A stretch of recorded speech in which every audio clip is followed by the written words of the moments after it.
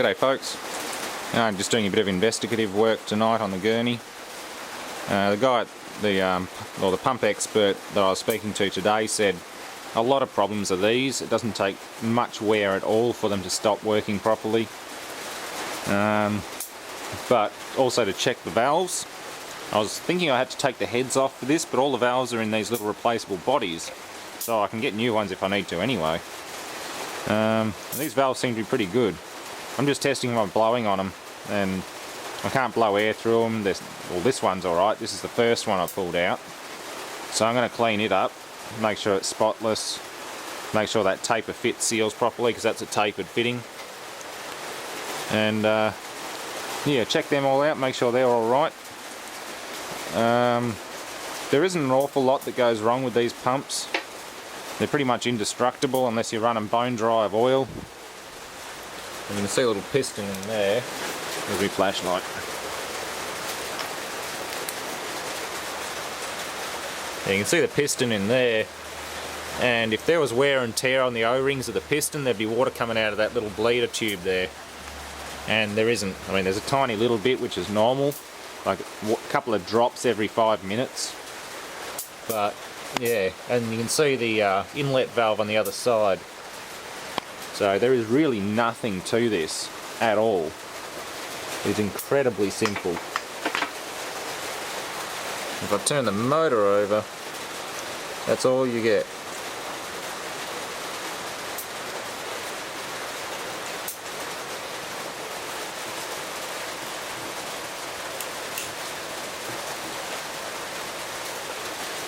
So yeah, there's really nothing to them.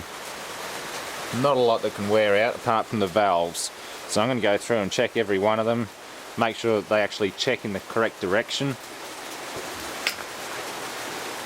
Because yeah, chances are one of them's stuck, maybe this side's stuck, and it's letting water back through when it goes into unload.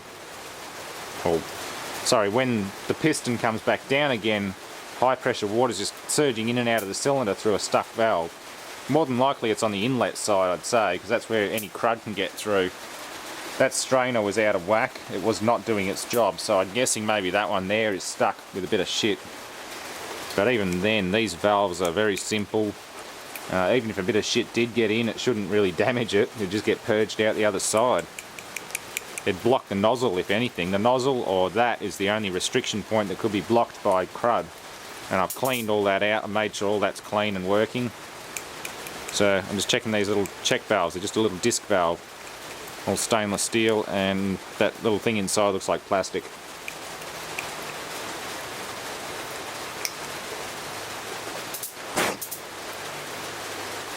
Yeah, very good. Okay, well, I've got the inlet valve for that cylinder off and it's in good nick too. I just gave it a quick clean up, cleaned inside and out, and checks properly. I've done a high pressure test with 100 pounds of water and everything, and flow tested alright, worked alright.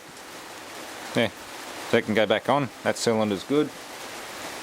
As I said before, if it was bad and leaking, there'd be water coming out of there and out of the hole at the bottom. So I'm going to investigate this other side before I go on to say that again, which apparently it takes very little wear to hurt it, and also check that.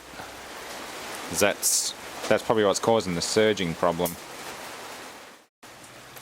Okay, so all those valves are in great condition now. Yeah, only thing left is to plug it in as it is. I'll just screw a plug into that bypass return and just see how well it shoots water.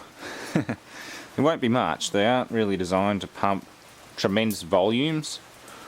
That's one of the reasons why these are often advertised as good water savers, is because they use very little volume but just really high pressure to do all the work. So it should work quite well because all the valves are working now. Well, not they weren't before, but they're working. Not sure on the piston stroke length whether that's right.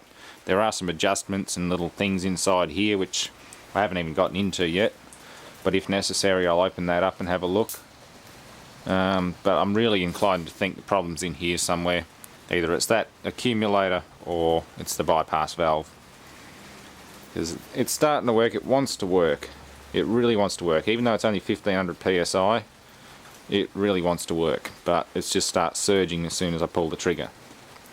Or it'll start surging all the time if I wind the valve in far enough. So I think it's a calibration issue, or I'm not going to say it's a pump issue because these things are pretty much indestructible. If it was worn, there'd be water coming out of these holes, there'd be water coming out down the bottom, or water getting into the oil. So yeah, let's try this and see what happens. Well, that's working.